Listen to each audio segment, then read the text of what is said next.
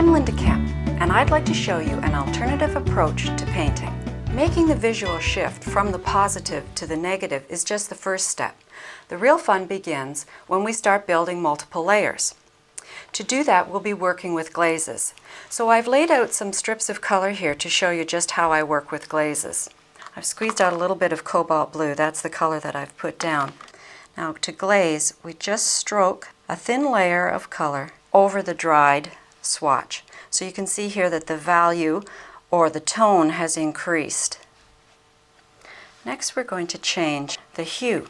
And in order to do that, I'm going to glaze over my cobalt blue with a little bit of permanent rose. Now it's a transparent layer, so the blue shows through. So where the two colors overlap, you'll see a violet appear. I can also change the intensity of the color. And in order to change the intensity, we mix a little bit of the opposite color. In this case, we were using cobalt blue, so I'm going to mix a little bit of orange in with the blue, orange being the opposite on the color wheel, to make a neutral glaze. So this is the orange going down on top of the cobalt blue. So you can see that the resulting color is a very neutral tint. Now I'm going to show you a few samples of why you need to make sure that the painting is dry before you get going with the next layer.